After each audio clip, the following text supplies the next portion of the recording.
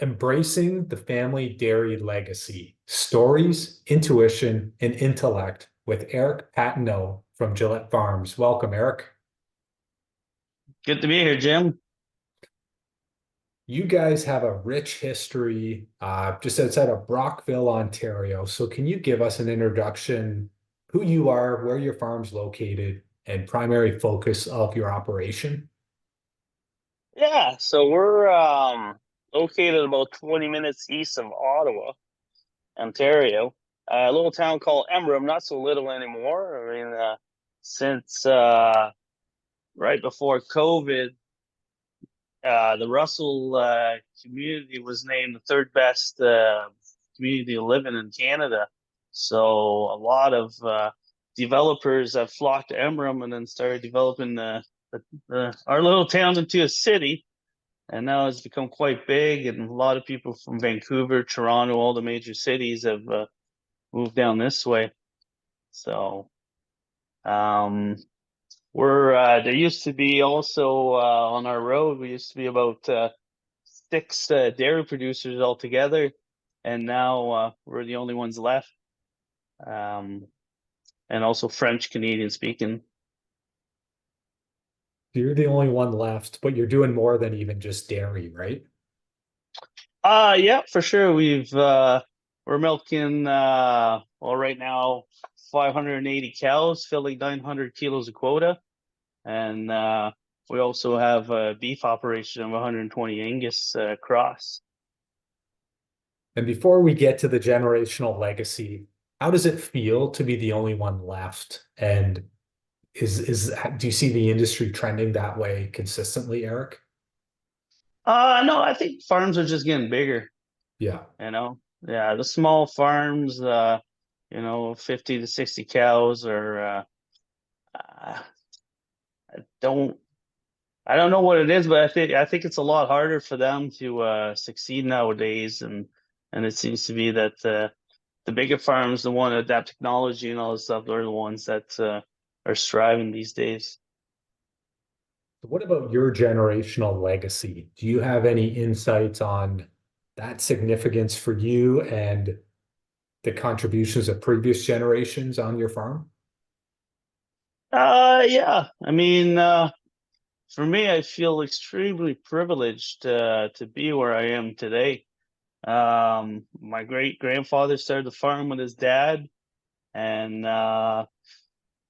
when my grandfather purchased the farm, he started off with milk and dairy cows from his dad, and he found it was getting quite hard for his dad to help him out, so he moved over to beef, and then tried that for a little while, and then he started noticing that was a lot of work too because they kept the Angus or the beef that he was raising at the time kept breaking the fences and going all over the place. So he said, "Hey, we're gonna move back inside the barn," and that's when he created the prefix Gillette and started registering his Holstein cows. And my grandfather had four boys, and my dad and my three uncles. So he was a dentist by profession, and he had his own practice. And throughout the whole time he was doing that, he had his sons operating the farm for him. And one of my grandfather's hobbies was he was really into the genetics. So he would invest, everything into the farm, into genetics, and he really liked buy different cow families. And one of my Uncle Louis, was really into it as well. So together they really developed some amazing stories and truly amazing cow families out of that. Other than having genetics around the world, is there a core story that's your favorite? Uh, yeah, my personal favorite was when we got Smurf inducted into the Guinness Book of World Records. That was one of my other Uncle Vince. he's always been a fan of the Guinness book, and he's purchased, I think, every single copy ever since he was a kid. Every year, he'd be waiting to for the next book to come out and go and buy it. And when Smurf broke the world record for lifetime production, we thought it'd be kind of neat just to get in touch with Guinness and see what they thought about, if we could get her in the book. And I did all the legwork to get in touch with them, and then I had to provide them with a certificate of production there for from DHI to kind of prove to them what she had done. And they really liked the record, and they approved of it, and they put it in the book. And then I was able to go to my uncle and said, "Hey, next year you can go and purchase the book, and the Gillette Farms is going to be in the Guinness Book of World Records." So people can purchase the book or see it at the farm. Do you have the book on site? Yeah, we do. And actually, that was back in I want to say 2012 that she got that record, or she was actually inducted in the book. And actually, this year I just saw there in the book she made an appearance again. They acknowledge a record on page 110. It's kind of neat to see after so long that they're still talking about her. So 12 years later. Now, what about your personal journey, Eric? I know, um, I know you love being on the farm. What does it mean to you? And just tell us about your journey. Uh, I mean, I was born and raised here at the farm at Gillette Farms, and I'm extremely proud now being one of the generation that's leading. When I was a young kid, you don't realize what you have. Um, you're working away and you're doing stuff with your dad and your uncles, and um, yeah, my uncles were always some of my idols growing up. And I always worked with my grandfather. He taught me pretty much, how to be a man. And when I was about 13 years old, we moved to a different farm with my mom and dad, just down the road from here. It was just a smaller herd. We were about 50 cows, and it was a tie stall set up. And anyways, it was good. I kind of missed the main farm because at the big farm, there's a lot going on all the time, and that was more of a slower pace. And I was going through my teen years back then, and I was, I think I was kind of looking to get away from the routine for a while. So at 18 years old, as soon as I got my diploma from high school, I hopped on the plane and headed to Whistler, British Columbia. I wanted to experience something different, and because I remember talking to a lot of people when I was younger, and I could see that, they would hit around 40, 50 years old, and then they would just kind of wonder what the hell they had done with their lives, right? So I didn't want that to happen to me.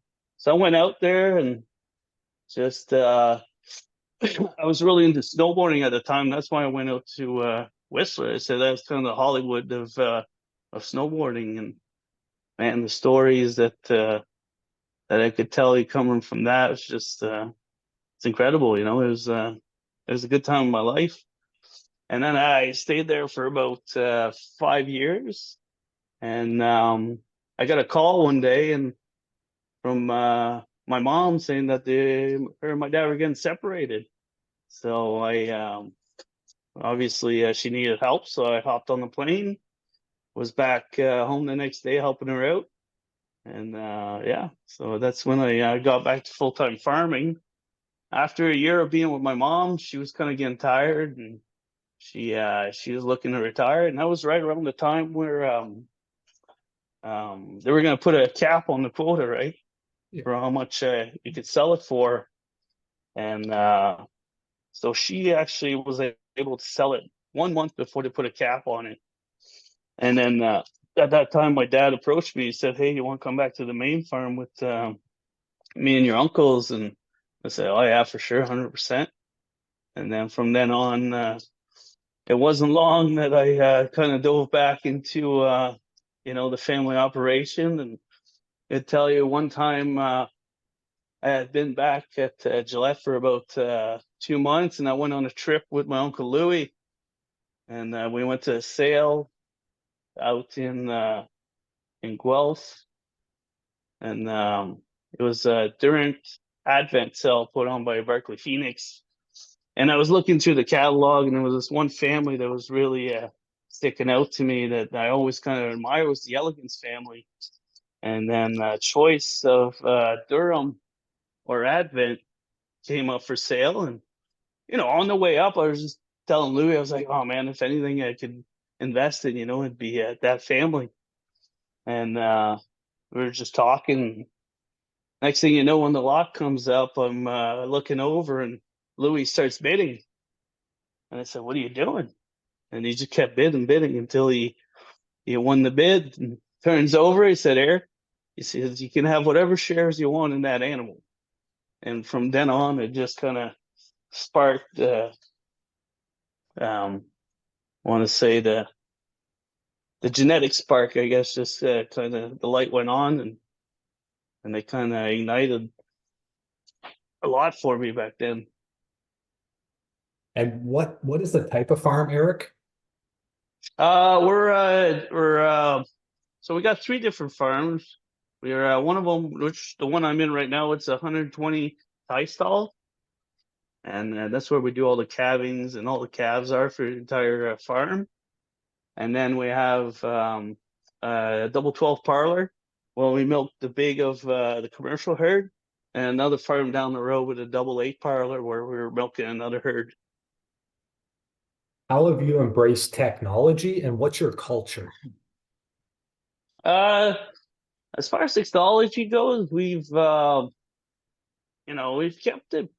We followed along. I mean, we've adapted Cow Manager, we've adapted the NEDAP. Those are, the heat detection system, and we also invest into a self-propelled trillet mixer. That's helped out a lot. But I think the biggest, I want to say, technology that we've embraced was whenever beef on dairy came out. It was it was a big change for everything. But we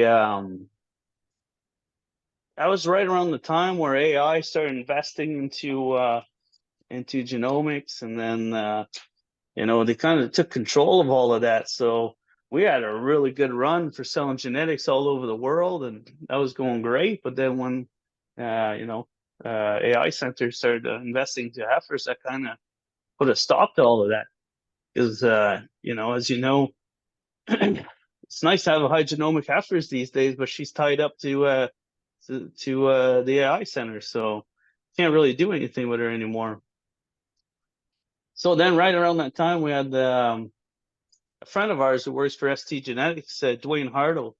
He came and visited us and tell us about this new trend that's coming out. It's breeding your your dairy cows to Angus, and it took a bit of convincing, but said, guys, you'll see, like in the future, you'll be getting a lot more for your for your calves than you are right now. And and then we started thinking about it for a bit, and I think right around that time is when my grandfather passed away as well. And I remember he was always when we wanted to eat we wanted some beef for the farm. It was always like an old Holstein cow. Hey, he said, "Hey, we'll send the Holstein cow to the slaughterhouse, and that's what you guys are going to eat." And I said, "You know what, Louis, it'd be nice to finally eat some Angus there for a while. What do you think?" And he said, "Well, Eric, we'll do even better than that. We'll jump on that. We'll breed our cows to Angus,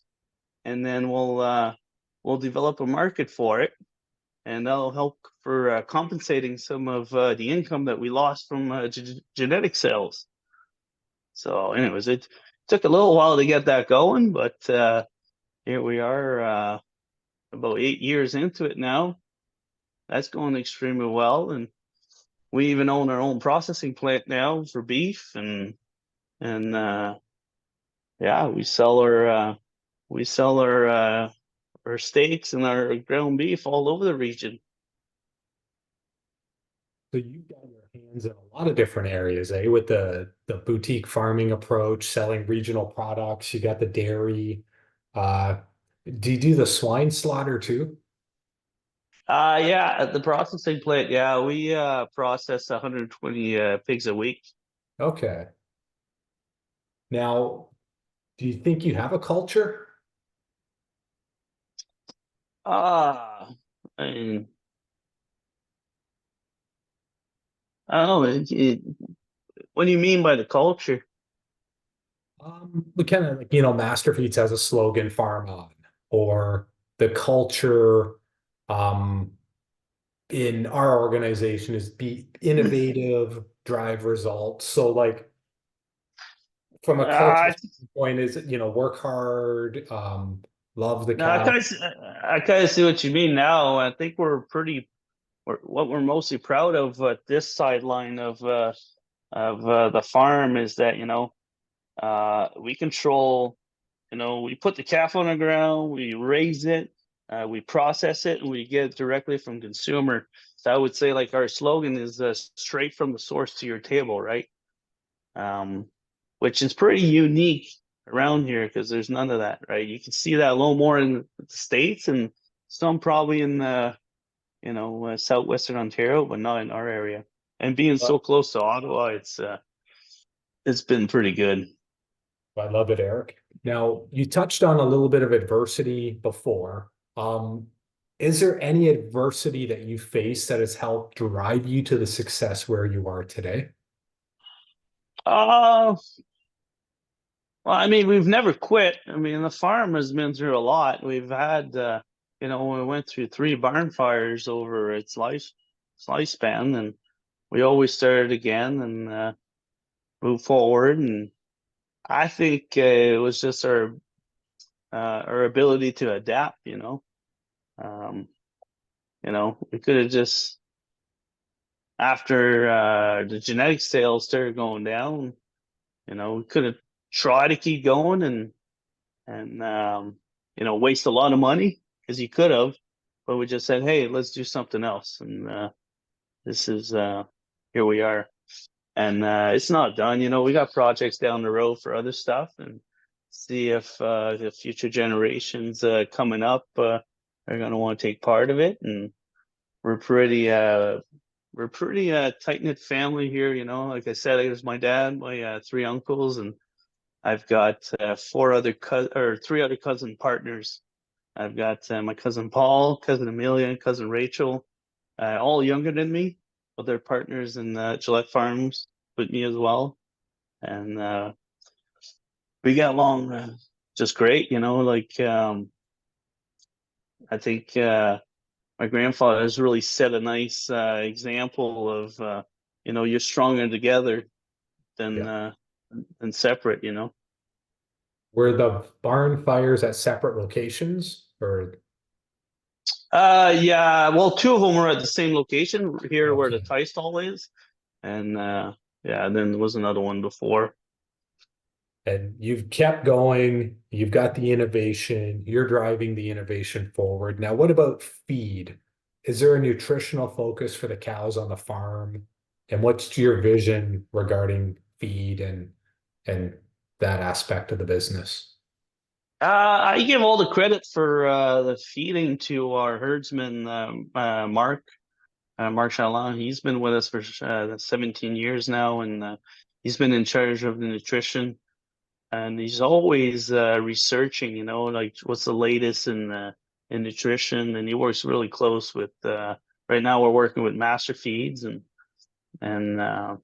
he works really close with the company, and he always brings us new ideas and stuff. So I give him all the credit for balancing the daily and nutrition. But I'll say this though, one thing that we've done in the last couple of years was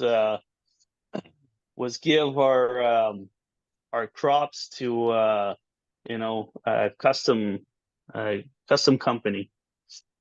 Before we used to spend so much time just trying to get the feeds into the bunks, and we could spend 1 month doing a cut, trying to fight the weather, this and that. Now it's all about getting that feed inside the bunk as quickly as possible and as best quality as possible.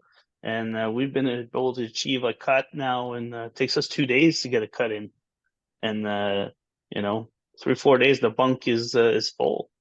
And you know what? To be honest with you, Jim, that's probably solved about 70 to 80% of our problems elsewhere. The nutrition is key to your operation. If you don't have that right, dialed, um, you're gonna have a lot of problem. Now, I must say, yeah, I can confidently say our nutrition is on point, and you know, our preg rate is up now to 29%. We're milking 41 liters per cow right now, and you know, and yeah, things are going extremely well since we've been doing that. So you said 70%, that's increased efficiency? Yeah. Oh Oh, yeah. okay. Yeah, because before we're we're doing all our own feed here on 1,100 acres, and that's just corn silage and haylage and a bit of high moisture corn. So now, like I said, we can get a cut in within 2 days. Corn silage, that would be a month and a half, and as you know, within a month and a half, a lot can happen. The corn can dry real quick. 2 weeks, we're done. Corn silage. It's and that's you're looking at about 700 acres. Is there an achievement you're most proud of, Eric, or something consumers need to know about how amazing farming operations are? Yeah, well, I think what we're most proud of is be able to produce, quality milk, and throughout our Pro Action program, that's really brought some, I believe, some trust into the Canadian dairy industry. The consumer can be, can trust that we're putting out a great product out there. And as far as beef goes, like I said, we're controlling the start to finish. So pretty proud of that. And also, our family, what we got going on here, I think it's pretty special. You know, Obviously, like, it's not perfect. We we bump heads once in a while, but at the end of the day, you got to wake up the next morning and get over it, right?